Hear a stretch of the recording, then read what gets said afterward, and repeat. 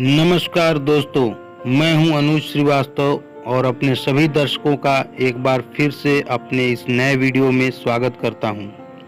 दोस्तों, जल जीवन मिशन अंतर्गत राज्य के 16 प्रमंडलों के प्रशिक्षकों का 3 दिवसीय प्रशिक्षण कार्यक्रम रांची के बिस्वा सभागार में दिनांक 7/6/2022 से 9/6/2022 तक किया गया। इस प्रशिक्षण कार्यक्रम का मुख्य उद्देश्य आगामी योजना जल जीवन मिशन के सफल क्रियान्वयन के उद्देश्य से किया गया था। प्रशिक्षण कार्यक्रम का शुरुआत मुख्य अभियंता पेयजल एवं स्वच्छता विभाग की अध्यक्षता एवं अवर सचिव तथा यूनिसेफ के पदाधिकारियों की गरिमामयी उपस्थिति में की गई। प्रस्तुत है प्रशिक्षण कार्यक्रम की कुछ प्रमुख झलकियां।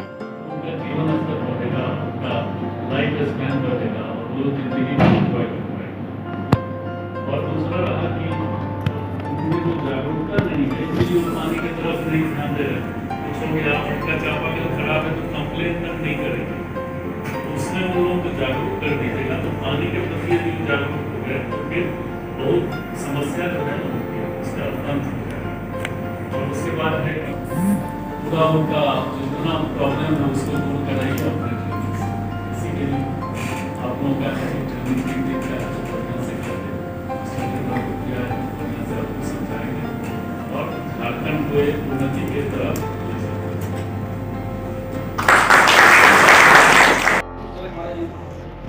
एफएचसी का कंडीशन है वो मात्र 6% और आज हम लोग लगभग 21% तक पहुंच गए।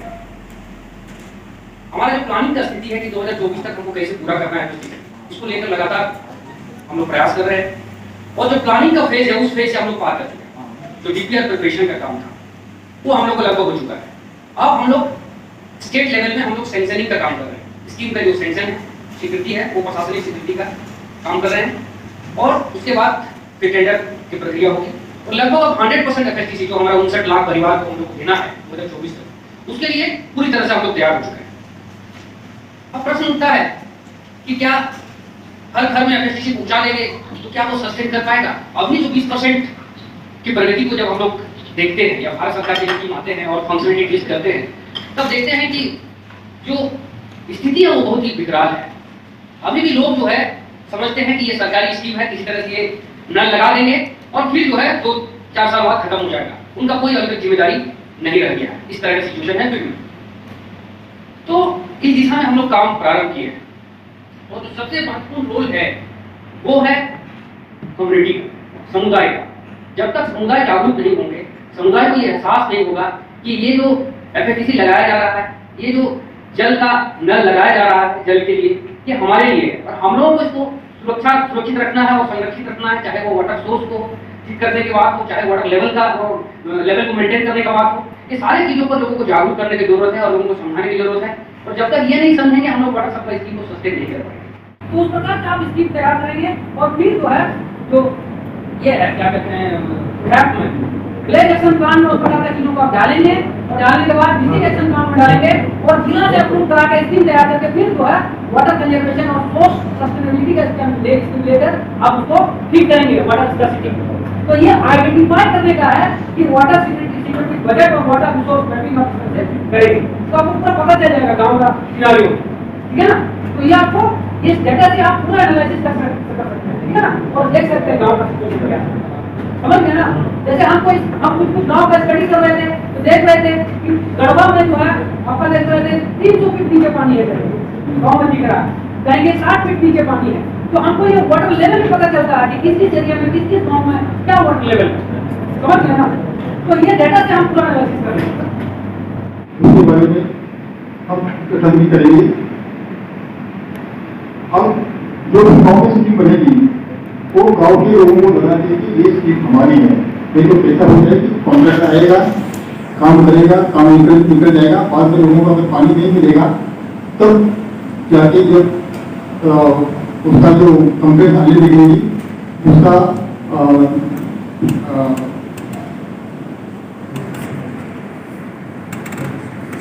उसका निराकरण करना बहुत कठिन हो जाएगा। इसीलिए जब काम चलेगा तब ट्रांसपेरेंसी होनी चाहिए। दूसरी बात है कि ये हमारा सुपरविजन कब हो जाएगा, मैप बनेगा, पीआरए बनेगा, उसके बाद डिटेल सर्वे हो जाएगा। सर्वे होने के बाद वर्कआउट टेंडर निकलेगा, टेंडर निकलेगा, वर्कआउट लगी जाएगी। वर्कआउट तो शेड्यूल बहुत बार क्या होता है कि शेड्यूल का इसके बाद कैसा करना है या शेड्यूल चीज क्या है मालूम नहीं। हम लोगों का घर बोलते हैं शेड्यूल लेकिन शेड्यूल क्या है? तो शेड्यूल एक टाइप का वॉल है, ये जो है ये शेड्यूल एक वॉल है। तो हाँ, जैसे स्विच हॉल रहता है ना, जैसा एक टाइप का हॉल है। इसके अंदर क्या है? इसके अंदर एक स्क्रू रहता है।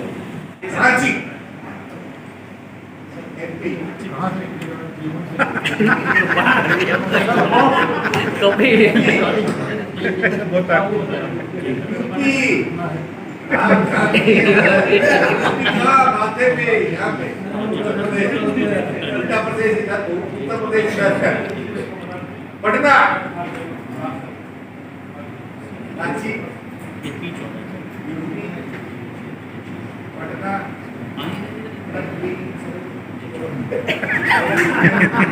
आप ही को देख रहे हैं पटना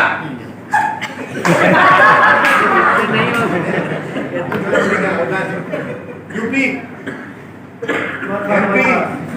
साहब जो तो आपका मन में करिए।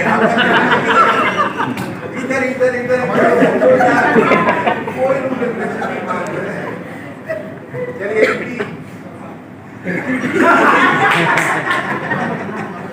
सर यूपी फिर से बोलो यूपी एमपी रांची पटना आप सब जुड़वा रहे हैं। यूपी एमपी पटना रांची बोतल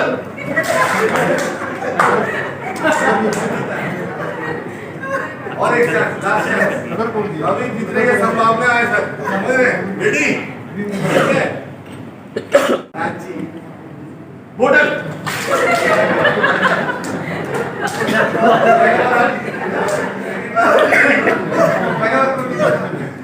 सेकंड बार बोल दीजिए आप।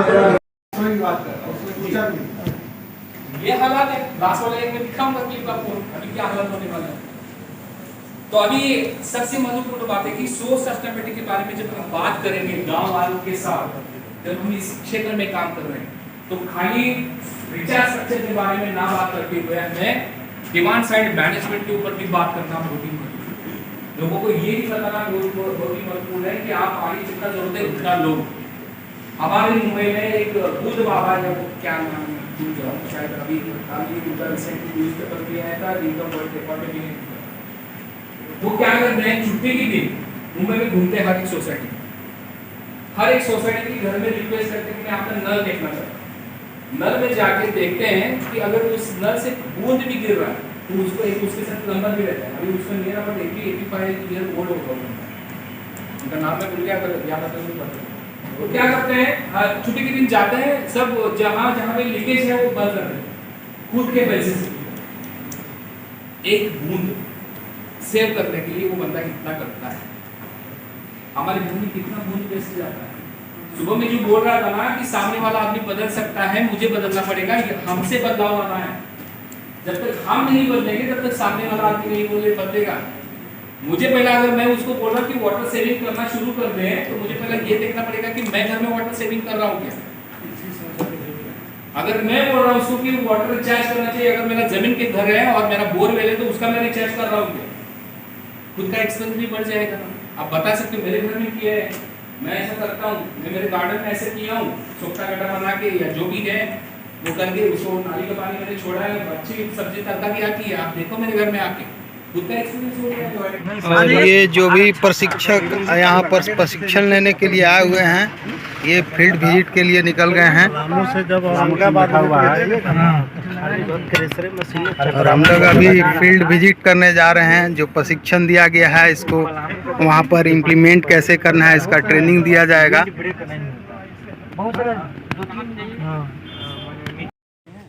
तो हम लोग अभी आ चुके हैं, जो हम लोग का 3 दिवसीय राज्य के प्रशिक्षकों का प्रशिक्षण हो रहा था जल जीवन मिशन, और इसके आगामी क्रियान्वयन को लेकर के बहुत सी बातें हैं जिसका प्रशिक्षण इस 3 दिवसीय प्रशिक्षण कार्यक्रम में दिया गया। और उसी के अंतर्गत आज जो है सो हम लोगों का फील्ड विजिट कराया जा रहा है और इसी क्रम में हम लोग ग्राम में आए हुए हैं और अभी हम लोग यहाँ पर जो भी गुर सिखाए गए हैं उसका यहाँ पर ऑन फील्ड में सारा उसका काम कैसे किया जाना है उसका डेमोन्स्ट्रेशन होगा। वार्ड के वार्ड मेंबर, जलसैया दीदी, सभी सेविका दीदी और सभी ग्रामीणों को हम लोग राज्य पेयजल एवं स्वच्छता विभाग की ओर से हम गुहार करते हैं और सभी का अभिवादन करते हैं कि आप लोग बहुत समय से हम लोग का अपेक्षा किए और हम लोग के लिए कुछ तैयारी भी किए हैं। तो हम लोग बहुत सारे जो झारखंड के बहुत जिला से यहाँ सभी NGO से हैं और बाहर से आए हुए हैं। हम लोग आपके गांव में इसीलिए आए हैं कि एक हमारे सरकार के द्वारा एक योजना हो रही है जो इसका मेन उद्देश्य है कि सभी को घर घर में पानी मिले, आप लोगों को सुविधाएं मिले। तो आपका क्या गांव का स्थिति है आपसे जानेंगे, कुछ सीखेंगे, आपका अभी का क्या सुविधाएं हैं, क्या सुविधाएं हैं। और इसमें हम आपसे ये अपेक्षित करेंगे कि और आपको ये रिक्वेस्ट करेंगे कि हम लोग को इसमें आप सहयोग करें, हम लोग के साथ रहें, क्योंकि आपका बिना सहयोग ये कार्य संभव नहीं है। और आपका ज़्यादा समय हम लोग नहीं लेंगे, कम ही समय में हम लोग कोशिश करेंगे कि आपका गांव थोड़ा हम लोग देख लें। धन्यवाद। सबको जोहार। मेरा नाम मुनी देवी है, चंद्र पंचायत कंद्र ग्राम के मैं जलसैया हूँ। यहाँ पर उपस्थित सभी लोगों को मेरा जोहार। मेरा नाम सरिता देवी हुआ और मैं चंद्र पंचायत के दुबलिया गांव की जलसैया हूँ। सबों को मेरा जोहार। मेरा नाम है ज्योति देवी, मैं केनक दुबलिया सेकेंड की सेविका हूँ। सबको मेरी ओर से जोहार। मैं दुबलिया वार्ड 3 के वार्ड सदस्य से हूँ। सबको मेरा जोहार। प्रणाम। वार्ड नंबर 7 चंद्र पंचायत सुनील साहू।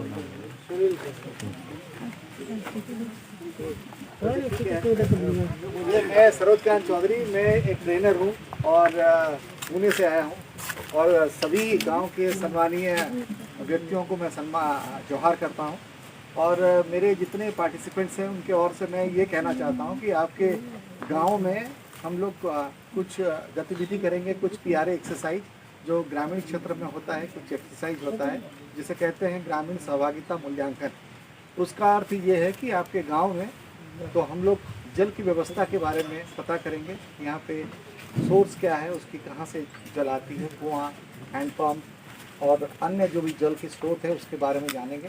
तथा ये भी कोशिश करेंगे कि आपके गांव में जल से जड़ित कोई अगर समस्या है उसको बारे में भी जानेंगे।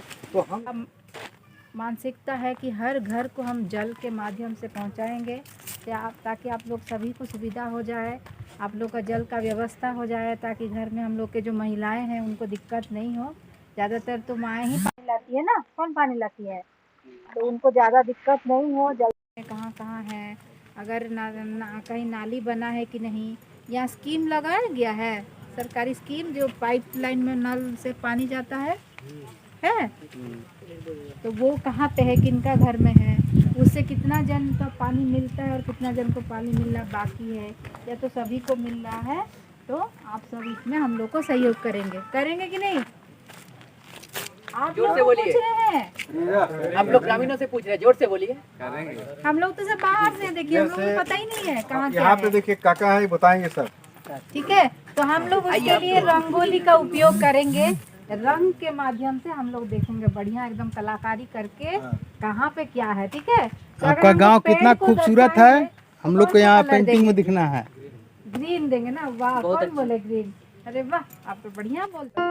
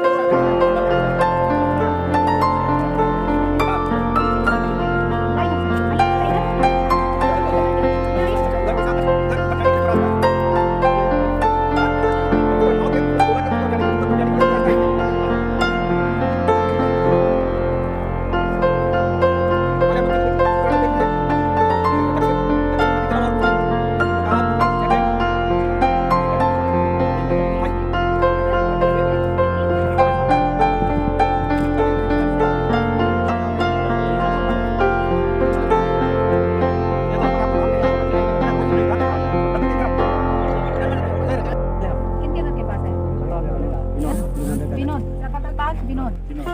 यहाँ फिर वो है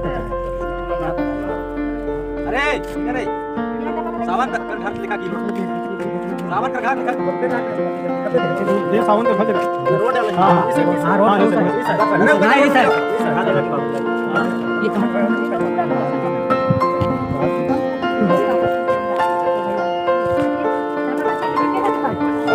सावन के घर के पास चापाकल है। और है चापाकल नहीं है खत्म।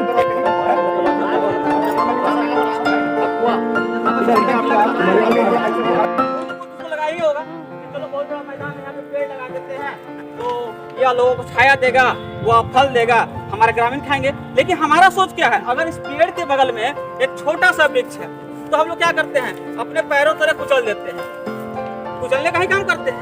तो हमें वैसे नहीं करने हैं। या वृक्ष है तो उस वृक्ष को हम एक सही जगह पर लगा सकते हैं और वह वृक्ष जब बड़ा होगा तो हमारे वातावरण को एक नया ऑक्सीजन देगा। हमारे द्वारा जो छोड़े हुए कार्बन डाइऑक्साइड है वो उसको ग्रहण करेगा, वर्षा जल देगा, फलदार वृक्ष होंगे तो हमें फल देगा और उससे जो लकड़ी यानी कि वह जो पेड़ है हमें सारा खुशियाँ दे सकता है। तो हमें अपने क्लाइमेट को बचाने के लिए हमें निरंतर प्रयास करने होंगे। अगर हम जिस चीज को जानते हैं तो उस चीज को हम प्रयास कर सकते हैं, उसको धरातल पर ला सकते हैं।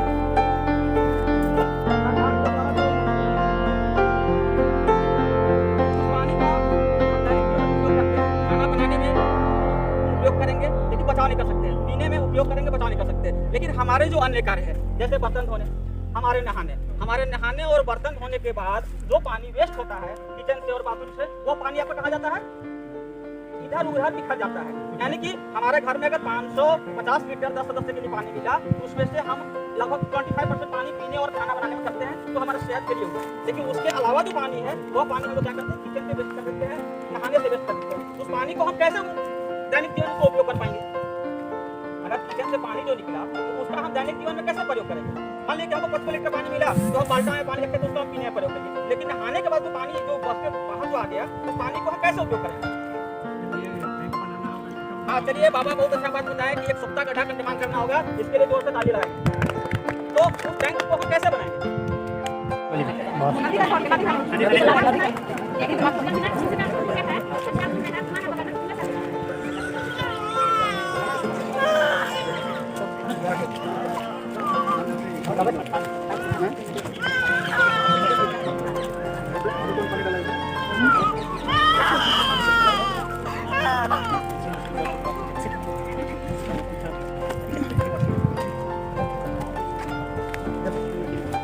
कितनी जनसंख्या है, कितना सोर्स है, ठीक है।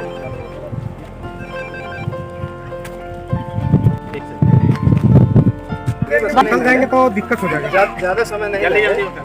बस थोड़ा सा सिर्फ बड़ा दुबलिया का हम असेसमेंट कर रहे हैं।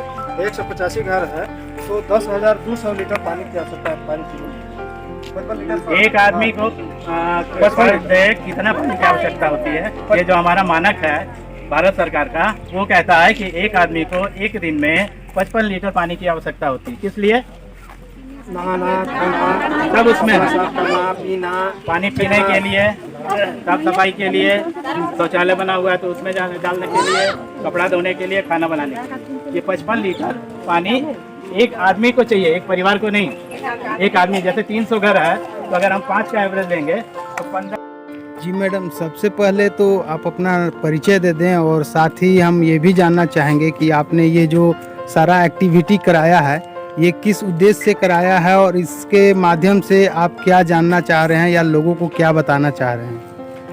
सभी को जुहार। मैं रश्मिता भल, जिला समन्वयक जल जीवन मिशन पश्चिम सिंहभूम झारखंड। आज हम लोग का सौभाग्य है कि राज्य स्तर से हम लोग को मास्टर ट्रेनर के हिसाब से चयन किया गया है और इस हेतु 3 दिवसीय एक आवासीय प्रशिक्षण का कार्यक्रम का आयोजन किया गया है। इसके तहत हम लोगों ने फर्स्ट डे हम लोगों ने ये सीखा कि हम लोग जो जल जीवन मिशन का मुख्य लक्ष्य एवं उद्देश्य है कि हर घर को कैसे चालू नल के माध्यम से जोड़ेंगे और उसका क्या सब अवयव है, जैसे कि जल गुणवत्ता और हम लोग जो कचरा जल का प्रबंधन, बहुत सारे चीज़ों के ऊपर ट्रेनिंग दिया गया। और आज हम लोग का सेकेंड डे है और इसमें हम लोग को प्रैक्टिकली विलेज में मतलब गांव में आके क्या गांव का स्थिति है, गांव में कैसे हम लोग जल का जो उपलब्धता है उसको कैसे हम लोग मैपिंग के माध्यम से हम लोग जानकारी लेंगे। इसीलिए हम सब धन्यवाद देते हैं कांके पंचायत के बड़की दुआ गांव वालों को। उनका पूरा सहयोग हम लोग को मिला और उनका पूर्ण सहयोग से हम लोग यहाँ रिसोर्स मैपिंग करा रहे हैं। रिसोर्स मैपिंग ये होता है कि हम लोग के पास क्या संसाधन उपलब्ध है। जो जल जीवन मिशन का मुख्य उद्देश्य है कि 2024 तक हम लोग हर घर को जल पहुंचाएंगे, तो उसके लिए ज़रूरी है कि ग्रामीण स्तर पे जल का उपलब्धता को आकलन करना। अगर आकलन नहीं करेंगे तो फिर हम लोग हर घर को जल उपलब्ध कैसे कराएंगे। तो उसी आकलन का उस उद्देश्य से हम लोग ये संसाधन मैपिंग यानी कि रिसोर्स मैपिंग करा रहे हैं। इसके तहत हम ये देख रहे हैं कि इस ग्राम का पूरी क्षेत्रफल में क्या जल स्रोत है। जैसे कि यहाँ हम लोग दर्शाया कि यहाँ एक छोटा सा नाला है, चेक डैम बनाया गया है। इससे स्पष्ट होता है कि चेक डैम के माध्यम से जल का संरक्षण किया जा रहा है। बहुत सारे तालाब हैं और जो कि ग्रामीणों को द्वारा बताया गया कि तालाब सूखता नहीं है सालों भर। चापाकल्स हैं, सोलर्स हैं और इस गांव में टोटल कुल 400 से 500 घर हैं, जिसके अभी जल जीवन मिशन के तहत लगभग 40 से 50 घर को नल के माध्यम से पानी दिया जा चुका है। आगे प्लानिंग हो रहा है कि कैसे हर घर को जल पहुंचाएंगे और ग्रामीण सब खुश हैं और हम लोग को भी बहुत कुछ सीखने को मिला कि यहाँ पानी का उपलब्धता अच्छा है। संरक्षण पे भी काम हो रहा है। जल से दीदी ग्रामीण सब एक्टिव हैं और सबकी इच्छा है कि हर घर जल आए और उनको सुविधाएं पहुंचाया जाए। तो यही हम लोग को सीखने को मिला। धन्यवाद। पुनः हम सभी ग्रामीणों को धन्यवाद देते हैं और जितने भी प्रतिभागी मेरे साथ हैं हम लोग को काफ़ी कुछ सीखने को मिला। सबका सहयोग मिला, सब बहुत उत्सुक हैं, सब जानकारी ले रहे हैं कि इस गांव में कैसे हम लोग जल जीवन मिशन का जो लक्ष्य है पूरा करेंगे। धन्यवाद। धन्यवाद आपके भी सहयोग के लिए। साथ ही ग्राम के तमाम ग्रामीणों का भी बहुत धन्यवाद जो इतने अच्छे तरीके से हम लोगों को कोऑपरेशन किया और उनके माध्यम से हम लोगों ने ग्राम का ये जो मैप तैयार किया, इसके माध्यम से हमने आकलन किया कि गांव में कहां कहां पर जल की उपलब्धता है और किस किस जगह से हम लोग अगर किसी तरह का स्कीम बनाना चाहें तो वो अगले 30 साल तक वो सस्टेनेबल रहे, सभी लोगों को पर्याप्त मात्रा में शुद्ध पेयजल की उपलब्धता कराई जा सके। तो जो स्कीम का निर्माण कराया जाना है, उस स्कीम के निर्माण से पहले जो स्थल का चयन करना है कि किस जगह पर उस स्कीम का निर्माण होगा और इस कार्य के पहले इस तरह से हम लोग जो है सो जगह का आकलन करते हैं कि कहां पर जल की भरपूर उपलब्धता है, जहां पर स्कीम का निर्माण करने से जो पर्याप्त आवश्यकता है ग्राम को वो जल मिलता रहे। तो ग्रामीणों के सहयोग से ये जो कोऑपरेशन करके ये मैप बनाया गया, इसके लिए आप सब ग्रामीण भी इसके लिए धन्यवाद के पात्र हैं। धन्यवाद।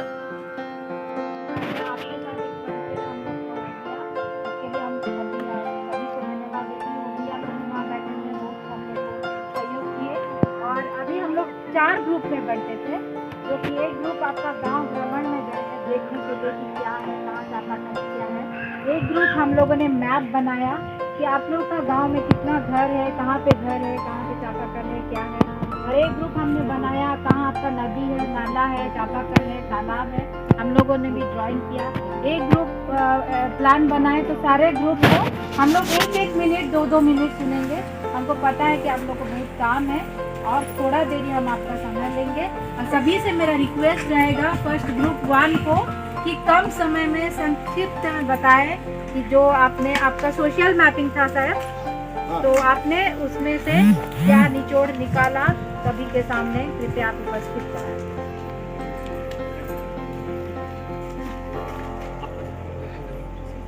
अगर चार्ट पेपर भी शो कर सकते हो तो बहुत बढ़िया। अगर मोटा मोटी ब्रीफ में बता दें। आप लोग इसमें देख सकते हैं कि जल मीनार कहाँ है, क्या है ये पॉइंट वाला में है, रोड किधर है, पक्का वाला कौन सा है, स्कूल कहाँ है, अखड़ा कहाँ है, हम लोग जहाँ खड़े हैं वो मंदिर कहाँ है, वो सारा इसमें दर्शाया गया है। थोड़ा सा इधर ठीक है, इसमें सारा कुछ दर्शाया गया। और हम लोगों ने जाना है कि हमारे गांव में सोर्सेज क्या हैं और कितने हैं।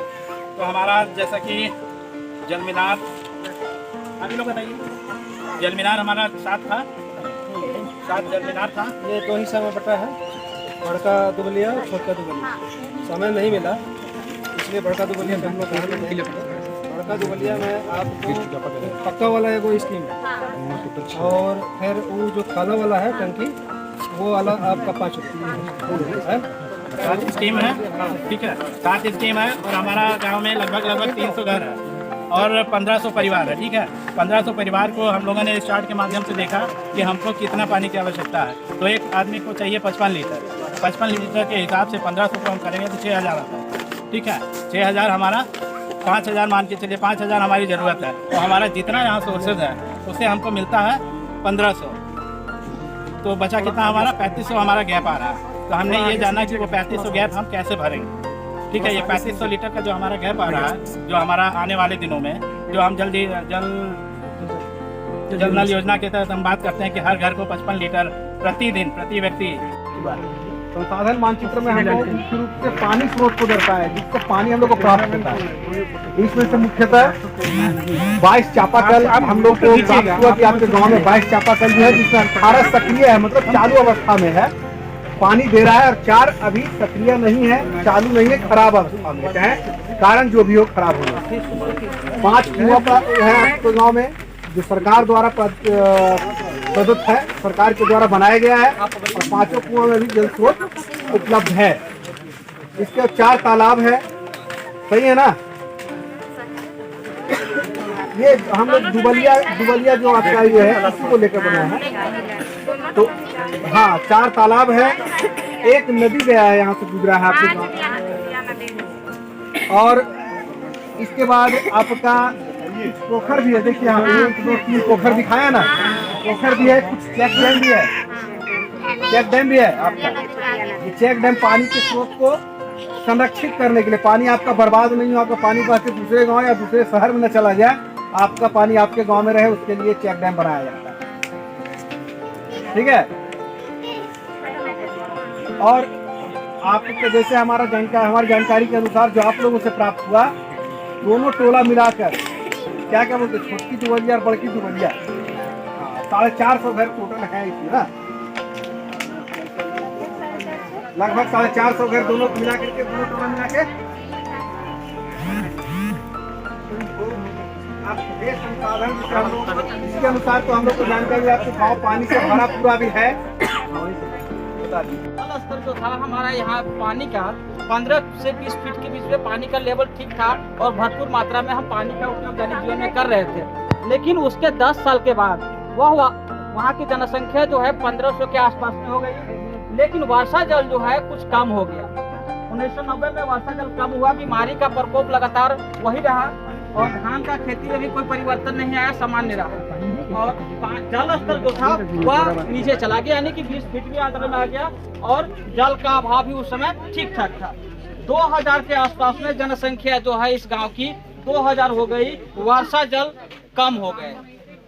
यहाँ पर मलेरिया में और यहाँ पर बीमारियां में जो हैजा, डायरिया, टाइफाइड और मलेरिया जैसी बीमारियां भी सम्मिलित हो गई।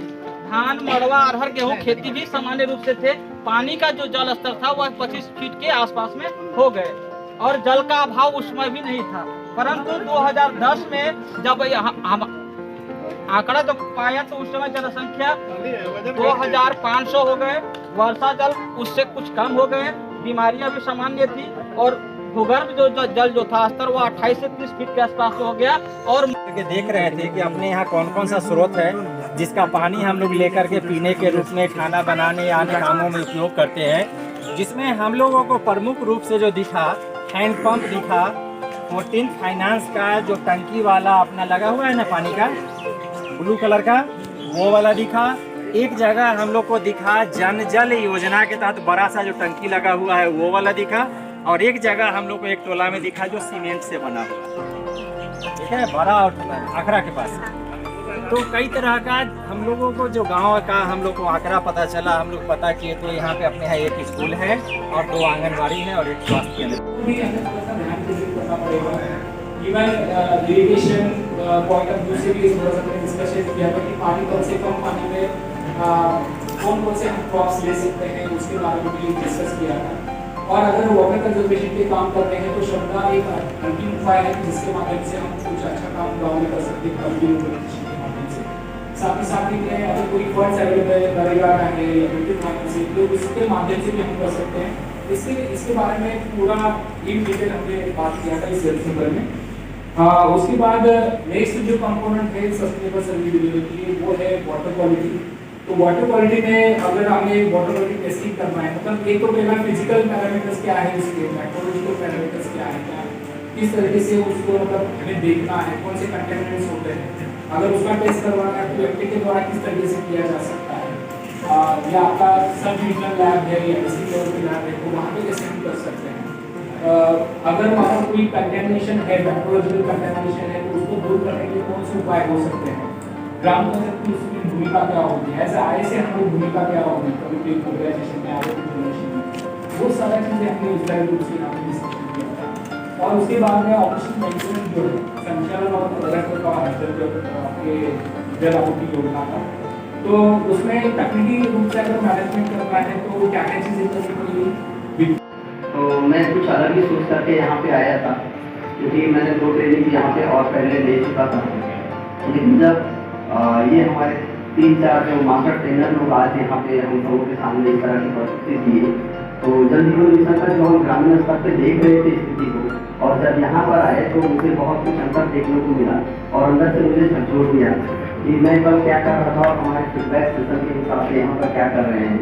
लेकिन अगर आगे के दिन जब हमने फर्स्ट दिन का क्लासरूम में हमारा सेशन चला, तो सेकेंड हाफ में टेक्निकल सेशन चल रहा था जो मुझे बिल्कुल भी समझ नहीं बन रही थी, लेकिन धीरे धीरे जब हमने उस पर बहुत ब्रीफ के साथ काम करना शुरू किया तो आज लास्ट सेशन तक में समझ बनी कि टेक्निकल सेशन हमारे लिए कितना इम्पोर्टेंट है। और जब फील्ड विजिट जो मैंने कल करा था तो उसमें 3-4 ऐसे चीज़ मुझे देखने को मिला था जो हम लोगों ने अपने ग्रासरूट एरिया पे काम कर रहे थे, वो हमारे डिफिकल्टी था। जस्ट एग्जाम्पल बोलेंगे तो जब ड्रिंकिंग वाटर की बात करें तो छोटे स्कीम्स बहुत सारे लगे हुए हैं, लेकिन अगर उसको हमारे कम्युनिटी में जब हम जाएंगे प्रॉपर मॉनिटरिंग करेंगे तब जा करके और बेहतर से बेहतर कार्य होगा। और मैं एक बार फिर से आशा उम्मीद करते हैं कि अगला बैच जब आए इससे भी और तंदुरुस्ती के साथ हम लोग आज पूरा झारखंड काम करेंगे और आने वाले दिन में 2024 का जो लक्ष्य होगा इसमें हम सभी लोग कदम से कदम मिलाकर आगे बढ़ें और जल जीवन मिशन को हर व्यक्ति को तक पहुंचाने का प्रयास करेंगे। यही संकल्प के साथ हम आप सबके सामने अपनी वाणी को विराम देते हैं। बहुत बहुत धन्यवाद।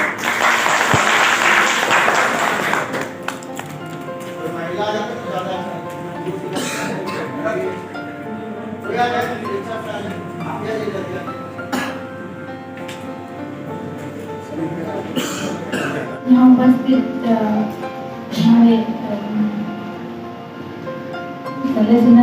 सर को मेरा प्रणाम, हमारे साथ सुनील सर भी हैं, उनको मेरा प्रणाम, और स्वाति सर हैं, उनको भी मेरा प्रणाम, और सभी यहाँ जो जितने भी हम लोग पार्टिसिपेंट हैं सभी को मेरा जोहार।